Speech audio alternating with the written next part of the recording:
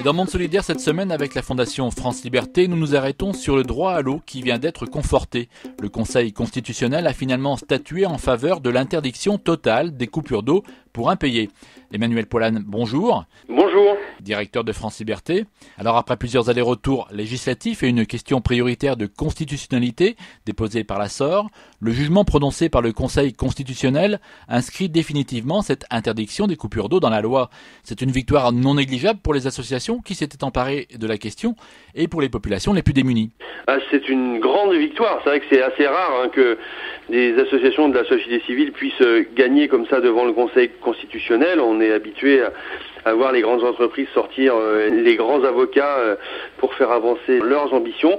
Pour une fois, c'est le service public qui sort gagnant de cette décision avec un appui non négligeable du gouvernement et notamment du Premier ministre sur le sujet.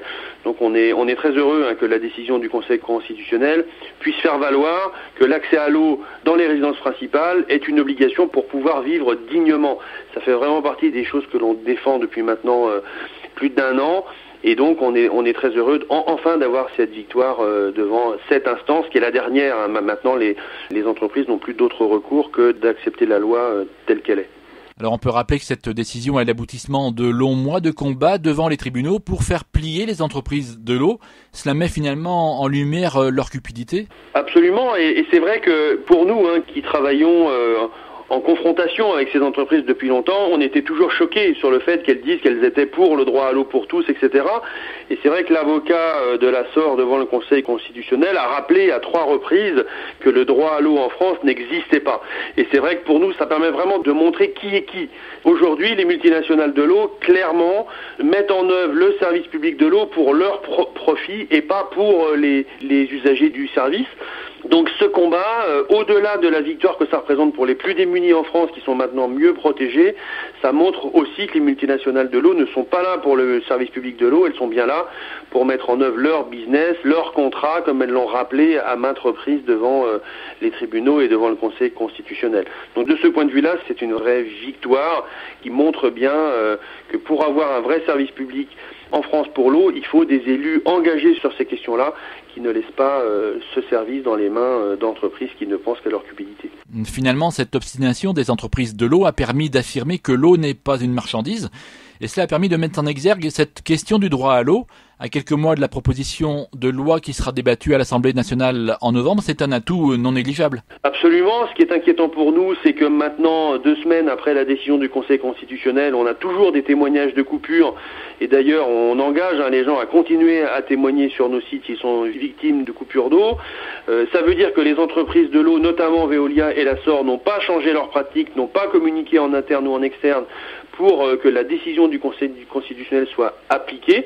Ça veut dire que quelque part, elle s'assoit sur la loi et ça nous pose un vrai problème.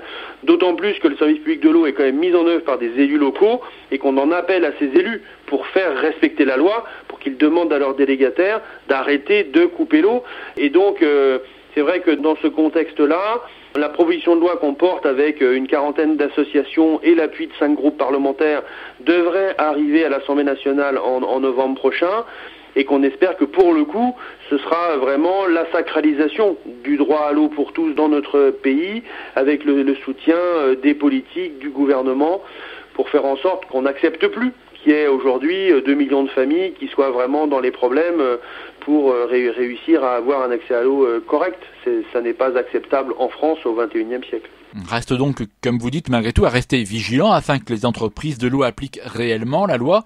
Vous lancez d'ailleurs un appel aux distributeurs et au pouvoir public pour protéger les plus démunis. Absolument, on lance un appel public, on les a rencontrés, ils ne veulent rien savoir pour le moment. Il n'y a que Suez Environnement qui a déclaré qu'il avait fait passer l'information en interne et que du coup il n'y avait plus de coupure chez Suez Environnement. La FNCCR, donc la Fédération Nationale des Collectivités Concédantes en Régie, a fait passer l'information dans tout son réseau d'élus que les coupures d'eau étaient interdites.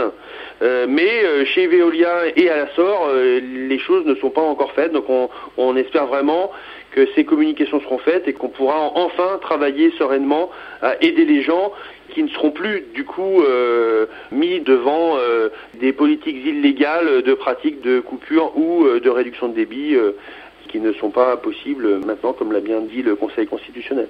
Et on peut rappeler qu'un guide est toujours en ligne sur le site de France Liberté avec un appel à témoignage. Absolument, et on invite tout le monde à venir sur notre site pour expliquer la situation qu'ils rencontrent afin qu'on puisse les aider du mieux que l'on puisse le faire. Merci Emmanuel Poilane. Merci à vous. Monde solidaire à retrouver sur fréquenceterre.com. Philippe Bourri, Fréquence Terre. Retrouvez et podcastez cette chronique sur notre site fréquenceterre.com.